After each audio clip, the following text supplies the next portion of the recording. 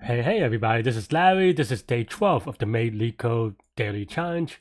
Hit the like button, hit the subscribe button, join me on Discord. Let me know what you think about today's problem. And I usually start these live, so it's a little bit slow. Fast forward, watch 2x, whatever you need to do.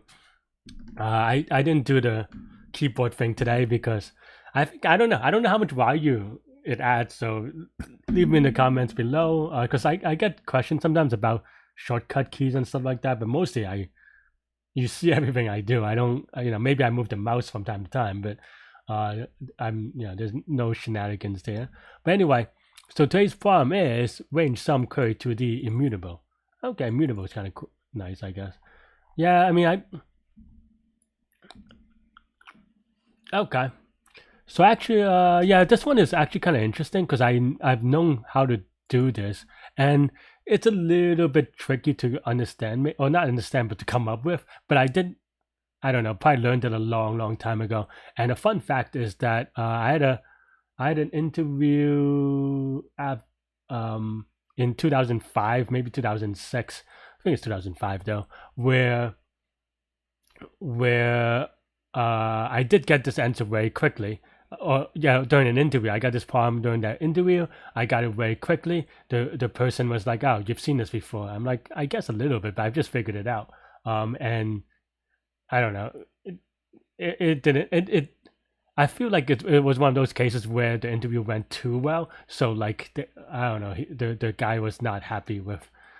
He just thought I've seen everything. I'm like, yeah. I mean, I guess so. Then why don't you ask like problems that people haven't seen? But that's besides the point. So it's a little bit of a rant. There's a little bit of a history. So this question does go way back. I am gonna take this opportunity. I guess I should have took this opportunity while talking to bring up paintbrush so that we can see. So I could draw a little couple of some things for you, because I think that's probably a little bit slightly better. Hang on with this technology stuff. Okay, so now this is my paintbrush and Mac. But the idea is that, okay, if you have the idea of 1D prefix sum, let's start with that, right? If you have 1D prefix sum, the idea is that, okay, let's say this is an array, and at every point, drawing is hard. At every point, this is 1D version, right? Let's just say they're evenly spaced and indexed. So you have a prefix sum, so that the idea behind it is that, and I'm going to change the color. Let's say, so that we calculate at every point the sum between the 0 point, or the element with 0 array elements to the x elements, right? So we could calculate the sum of the first k elements, and so from that, you want to get the sum between the ith element and the j element. That is just the difference between the sum of the 0 to the j element minus 0 to the ith element, right? And we could do this in the formula real quick. Technology, hang on. So the idea is that, okay, prefix sum, you have, let's say f of, let's just say index is equal to a sub 0 plus a sub 1 plus a sub 2 plus dot plus a sub I minus 1 plus a sub I, right? And then where this is I, let's just change this to I, and then f of j is equal to the same thing,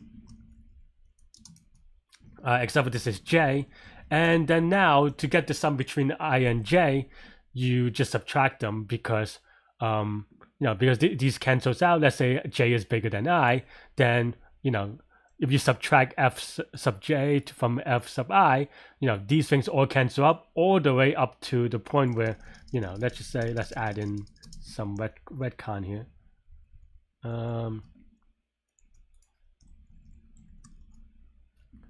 Plus dot plus, all this stuff, right? So all this cancels out. Maybe you would subtract from a sub I minus 1 depending on if you want to do inclusive, but basically all those cancels out, and then you have the sum of the rest depending on how you want to define it, right? So that's basically the idea. And the 2D version of this that's just a little background. Hopefully, I mean, I know that that was very quick, but that's just to give you a little bit of intuition before I go for the 2D version. So 2D version is kind of the same idea, except for obviously, ooh, let me change this to white. The 2D version is based off the same idea of, okay, you know, now you have a square, and for every cell, let's say we take this cell, thought I changed the color, but maybe not, clearly not. Oops.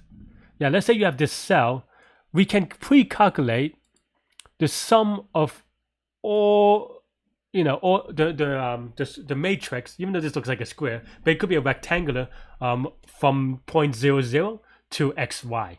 And then now, well, the question is, how do you figure out, you know, for an arbitrary rectangle, let's say it looks like this, right? How do you figure out the blue box? Well, now you can just look at geometry and then work your way back to prove for yourself, which is that, you know, the blue box is just the red box minus this purple box and the second purple box, right? Because they're the areas that you don't want to count, so you just subtract them out. But then now you see that we double subtract out this area that is now, let's say, yellow.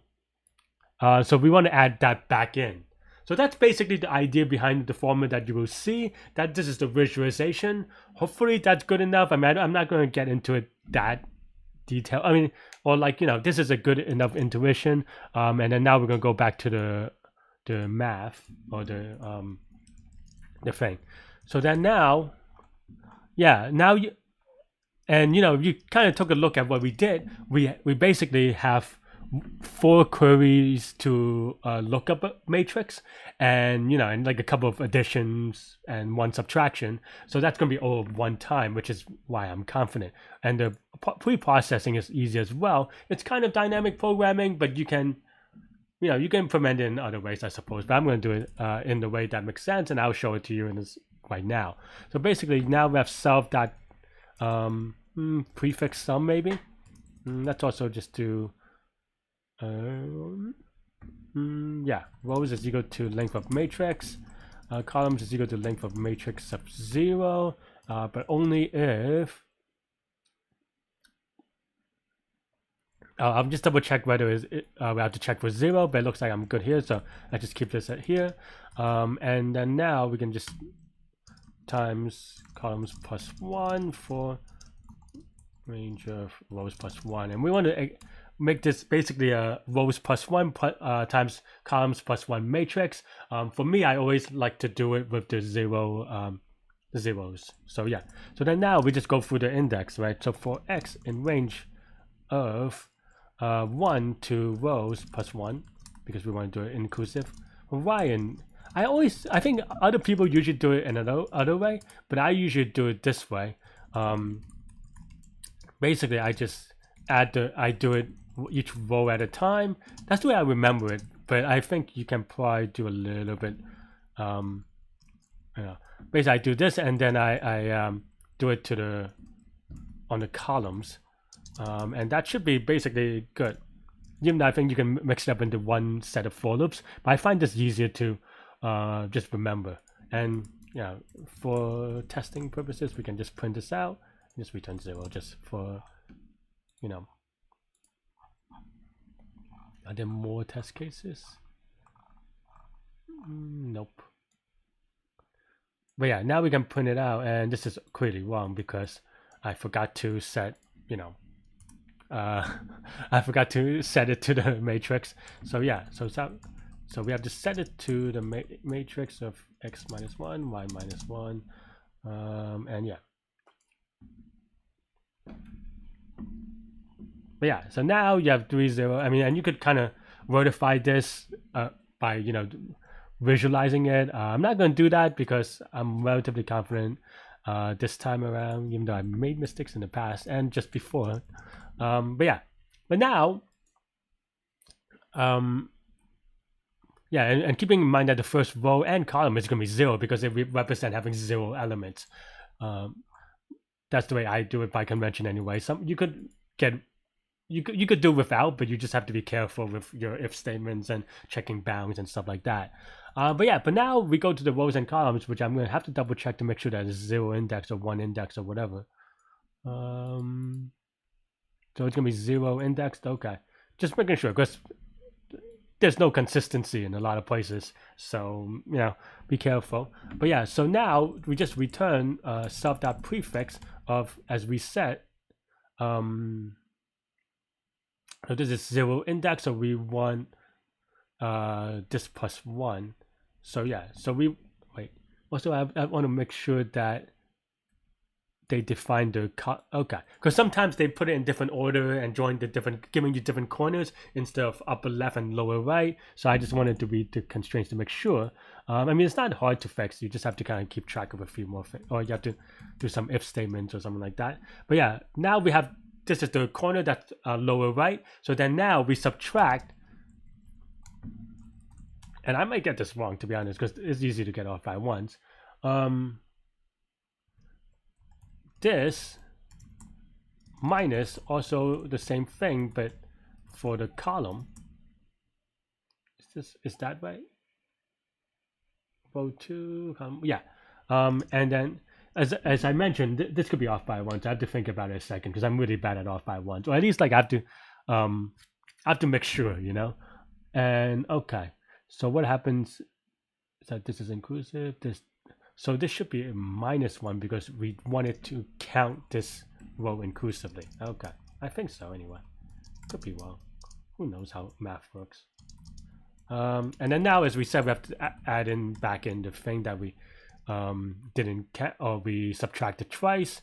So yeah, I think this is also -1, but I could be wrong. I think this part I'm a little bit, the off by ones is the only thing I worry about. The math, I think we're okay. As we said, whoopsie daisies. Do we add this back in? Am I adding the right thing? No, I think we have to include this, maybe? Even though we're undercounting, so maybe I think I'm wrong here. Okay.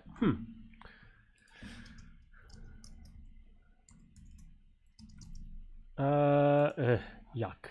Okay. I mean, I know this is still wrong because that's what we had before, but oops. And now it's even more wrong.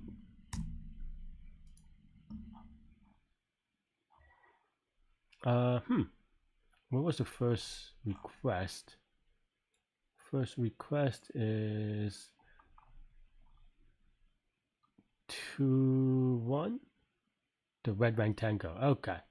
So why do I get 23? Okay, let's print this out again. Maybe I messed up after all. But anyway, the idea is right. Maybe you could fast forward this part a little bit, as I'm usually doing this live. But yeah. So we start at 4-3, which is the last row. Second to the last cell. Is that right? No, it's the last row, second to last cell. So that means that it is 38, right? So we have 38. That probably makes sense. We want to subtract the first row, so that should be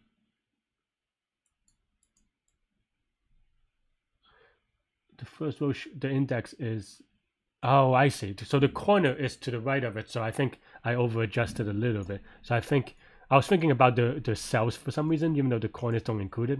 So I think this may be more right now that I think about it,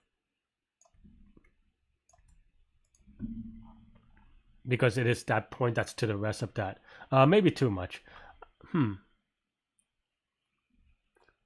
This is hard. I mean, it's conceptually right. It's fine. You have the idea, but I'm being really bad right now. Let's see. So we have 38 minus row 1, column 2. Row 1, column 2. So the prefix is no. This should be. I think that's where I messed up. This should be +1 even. Wait, is that true? Because then you would just get a smaller number. So row 1.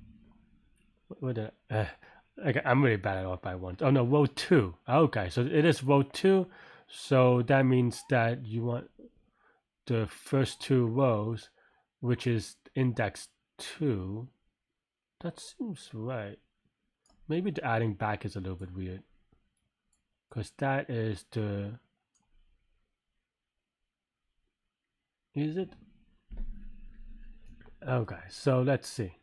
So row 1, column 2, row 1...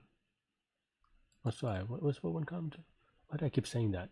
4, 3, so it's gonna be 2 rows down.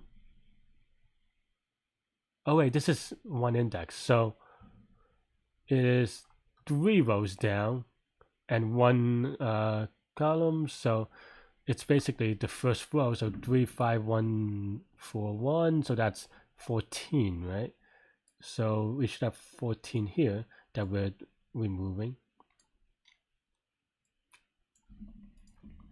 But okay, what am I printing? Sorry, friends. Sometimes off by 1s are hard, but I would also say that, you know, I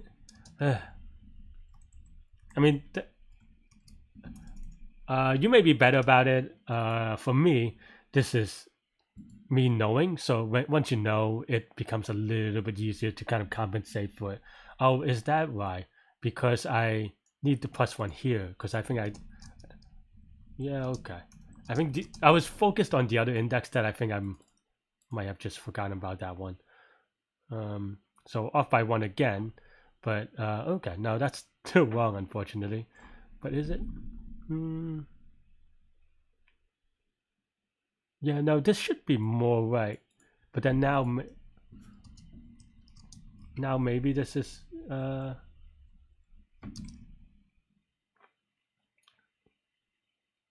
because if this is 0, okay, what happens if this is 0? This is 0, then we include no element. So actually, this should be right. What is going on? What's going on?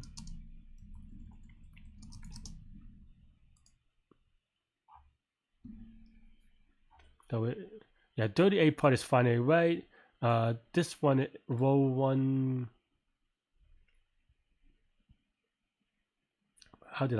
Which one did I do first? Row 1, column 2. So column 2 is going to be 3. Row 1 is 4. So actually, I did the other one. So 14 should be the other one, unless I just did the math wrong, which is possible. Now 14 is the other one, and then 8 is this weird corner. This weird corner is right.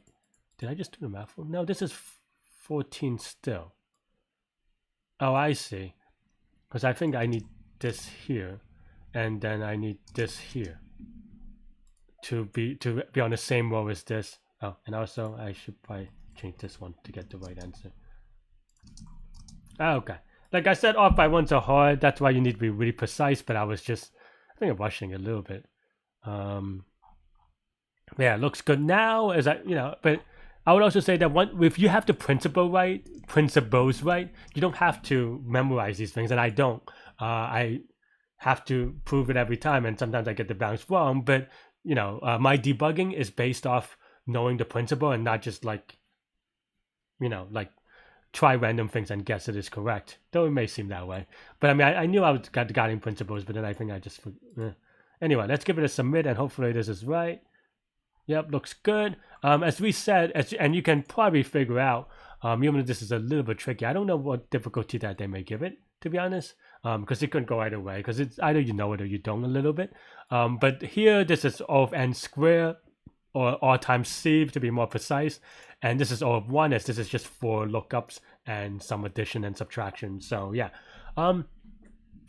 that's all I have for this problem. It went a little bit long because of the debugging, but hope you enjoy it. Hope you learned something, and yeah, let me know about your questions, comments, whatever it is, and I will see you later. Stay good, stay healthy, stay well, take care of yourself and others if you can, and to good mental health. Bye bye.